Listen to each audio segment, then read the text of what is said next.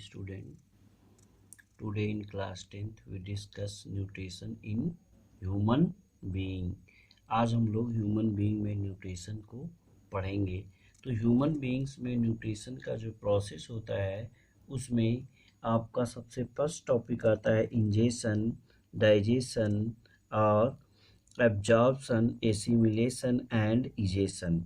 Ingestion का मतलब होता है the process of taking of food. तो ह्यूमन बीइंग्स में जो फूड टेक किया जाता है वह जो होलोजोइक मैनर में होता है, ठीक है ना। और ये क्या करते हैं कि डिपेंड होते हैं अदर सोर्स पे as like plant and animals. तो इसमें the process of taking of food is called as ingestion.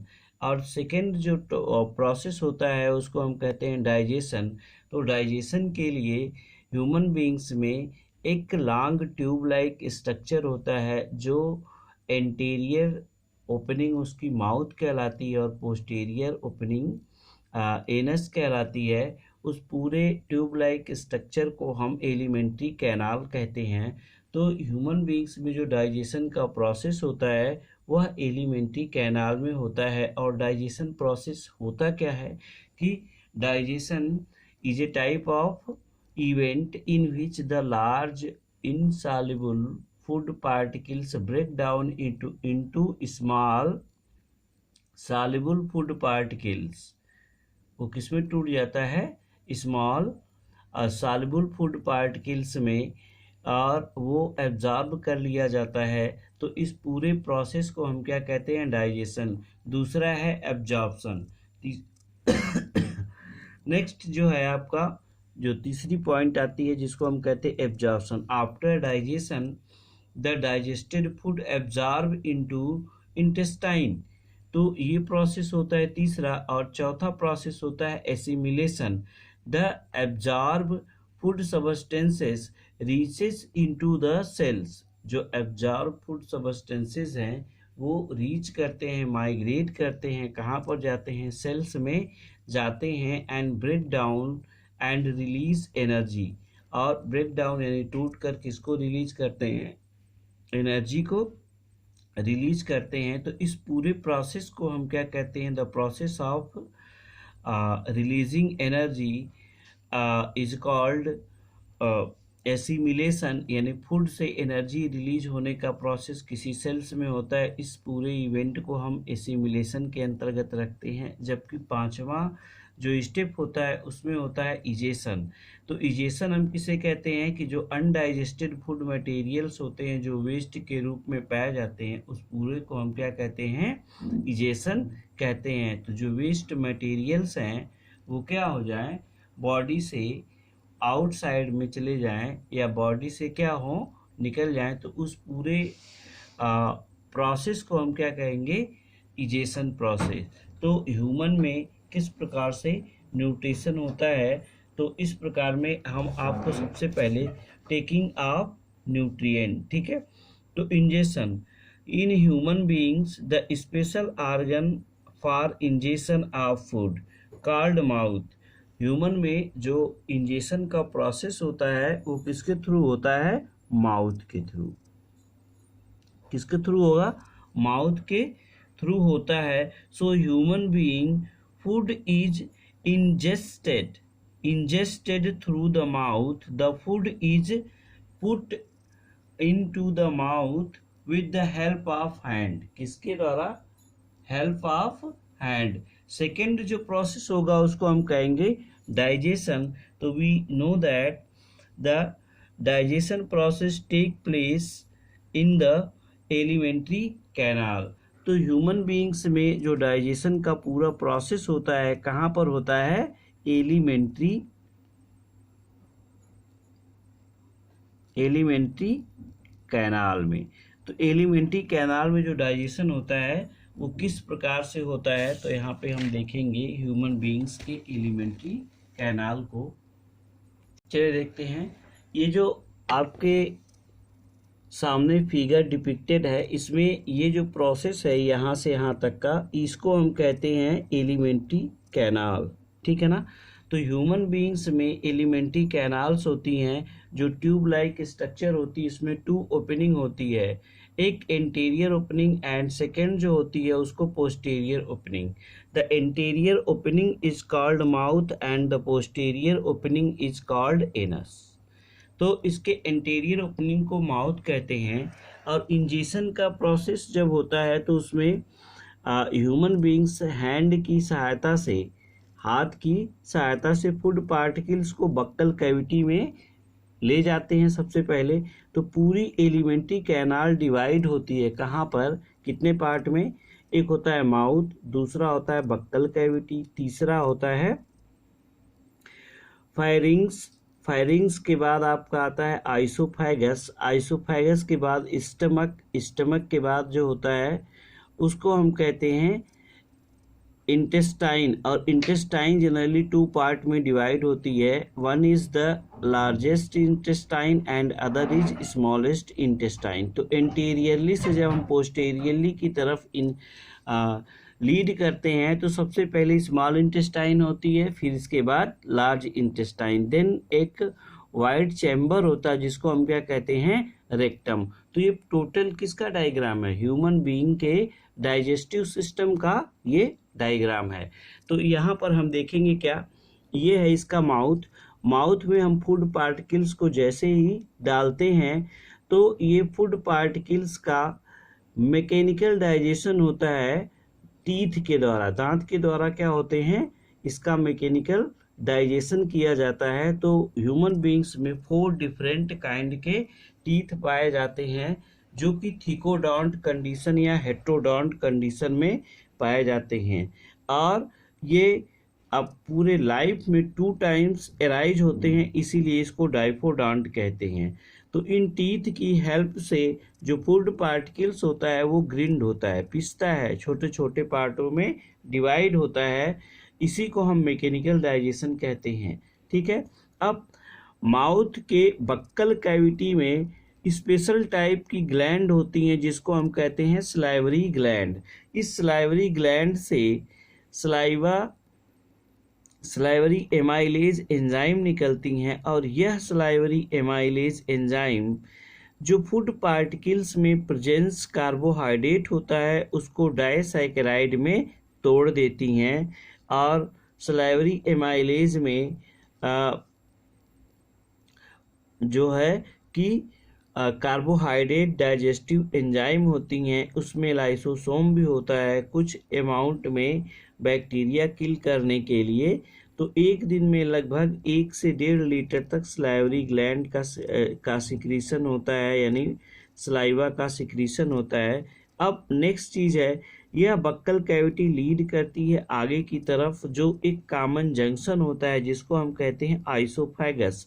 आइसोफैगस is the common junction where opening of nasal cavity and buccal cavity also take place, जहाँ पर buccal cavity और nasal cavity दोनों की opening होती है। तो आगे की तरफ जब हम आएंगे तो उसका पार्ट जो होगा उसको हम कहेंगे आइसोफैगस। Oesophagus is a food pipe, इसको हम फूड पाइप भी कहते हैं। और इस फूड पाइप में किसी भी प्रकार की डाइजेस्टिव ग्लैंड नहीं होती हैं, और जब डाइजेस्टिव ग्लैंड नहीं होंगी तो इसमें डाइजेशन का प्रोसेस नहीं होगा। फिर इसके बाद that oesophagus open into the stomach, और यही आइसोफैगस कहाँ पर ओपन होता है, स्टमक में ओपन होता है। तो फूड पार्टिकल्स यहाँ से जो चीव किया होता है विथ सलाइवरी एमाइलेज के साथ मिक्स होकर कहाँ आता है, स्टमक में। तो स्टमक में 3 पार्ट होते हैं, एक होता है पाइलोरिक स्टमक, दूसरा होता है कार्डियक, सबसे पहला जो ऊपर वाला पार्ट होगा इसको कार्डियक स्टमक, फिर इसके बाद बीच में जो उसका पार्ट होता है उसको कहते हैं फंडस, और नीचे वाले पार्ट को पाइलोरिक स्टमक कहते हैं। ठीक है। तो यह स्टमक 3 भाग में डिवाइड होता है, cardiac, pyloric, cardias fungus and fundus and pyloris, 3 part होता है। तो अब यहाँ पे हम देखते हैं कि स्टमक की वाल जो होती है इसमें कुछ गैस्ट्रिक एंजाइम पाई जाती हैं। वह गैस्ट्रिक एंजाइम 2 प्रकार के प्रोटीन डाइजेस्टिव एंजाइम को सिक्रीट करती हैं और कुछ HCl एसिड का सिक्रीशन करती हैं। तो यह एसिड सबस्टेंस जो गैस्ट्रिक जूस में होता है, जिसको हम HCl कहते हैं, इसका फंक्शन ये होता है कि माइक्रो ऑर्गेनिज्म को ये क्या करता है, किल करता है। साथ ही साथ इसमें प्रोपेप्सिन और प्रोरेनिन नामक प्रोटीन डाइजेस्टिव एंजाइम पाई जाती हैं और ये प्रोटीन डाइजेस्टिव एंजाइम HCl के प्रेजेंसशिप में एक्टिवेट होकर पेप्सिनोजन पेप्सिन में कन्वर्ट हो जाती है और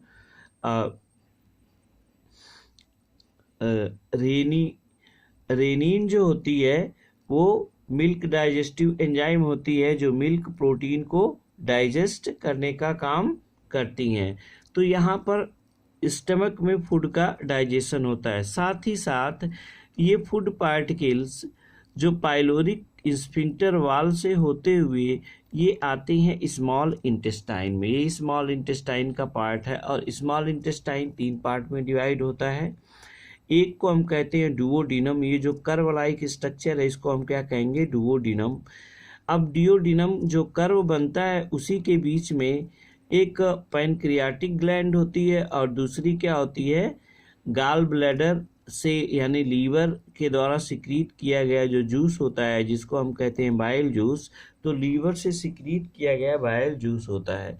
तो यहाँ जैसे ही फूड आता है कहाँ पर, स्मॉल इंटेस्टाइन में, तो इस स्मॉल इंटेस्टाइन में पैनक्रियाज के द्वारा पैनक्रियाटिक जूस और गाल ब्लैडर के द्वारा बाइल साल्ट का सिक्रीशन होता है। बाइल साल्ट में किसी भी प्रकार की डाइजेस्टिव एंजाइम नहीं पाई जाती हैं।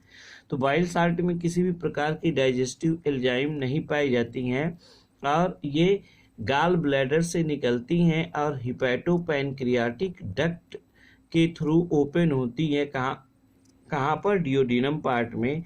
और डिओडिनम पार्ट में आती हैं तो बाइल साल्ट का यही काम होता है कि इसका मेन फंक्शन यही है कि फैट को क्या करता है, इमल्सिफिकेशन करता है। फैट के को छोटे छोटे ड्रॉपलेट्स में तोड़ने का काम करता है। अब दूसरा क्या है कि पैनक्रियाटिक ग्लैंड। तो पैनक्रियाटिक ग्लैंड से पैनक्रियाटिक एसिनी से पैनक्रियाटिक डाइजेस्टिव जूस निकलते हैं और ये जूस कंप्लीट डाइजेस्टिव जूस कहलाते हैं। पैनक्रियाज को मिक्स ग्लैंड या हेट्रोक्राइन ग्लैंड के नाम से जानते हैं। अब ये डाइजेस्टिव जूस जो बचे हुए सबस्टेंस है उसको डिओडिनम पार्ट में डाइजेस्ट करने का काम करता है। साथ ही साथ यहाँ पे डिओडिनम से इंटेस्टाइनल जूस का सिक्रीशन होता है जिसे हम सकस इंट्रिकस के नाम से जानते हैं। तो इंटेस्टाइनल जूस को हम क्या कहेंगे, सकस इंट्रिकस कहेंगे। तो अब इसमें जो डाइजेस्टिव एंजाइम है like that carbohydrate digestive enzyme, protein digestive enzyme and fat digestive enzyme, ये सारी एंजाइमें क्या करती हैं, मिलकर फूड पार्टिकल्स को स्मॉल इंटेस्टाइन में ही डाइजेस्ट कर देती हैं। और जब ये डाइजेस्ट कर देती हैं तो जो डाइजेस्टेड फूड मटेरियल्स होता है वो स्मॉल इंटेस्टाइन के इलियम पार्ट में, कहाँ पर, इलियम पार्ट में, और उस इलियम पार्ट में फिंगर लाइक प्रोजेक्शन पाए जाते हैं जो माइक्रोबिलाई कहलाती हैं। वही माइक्रोबिलाई क्या करती हैं कि फूड डाइजेस्टेड फूड पार्टिकल्स को स्मॉल इंटेस्टाइन में क्या करती हैं, एब्जॉर्ब कर लेती हैं। तो इस प्रकार से इनमें डाइजेशन का पूरा प्रोसेस हो जाता है। जो और बचे हुए सबस्टेंस होते हैं वो इलियोसीकल वाल्व के थ्रू सीकम में इंटर करते हैं, लार्ज इंटेस्टाइन के सीकम भाग में इंटर करते हैं। और जैसे ही सीकम भाग में इंटर करेंगे तो यहाँ पर वाटर का एब्जॉर्प्शन होता है। ठीक है, तो वाटर का ये फूला हुआ पार्ट सीकम होता है, यहाँ पर वाटर का एब्जॉर्प्शन होता है। वाटर के एब्जॉर्प्शन के साथ साथ यहाँ पर एक आउट ग्रोथ राइज होती है जिसको हम वर्मीफॉर्म अपेंडिक्स कहते हैं। क्या कहते हैं? वर्मीफॉर्म अपेंडिक्स कहते हैं।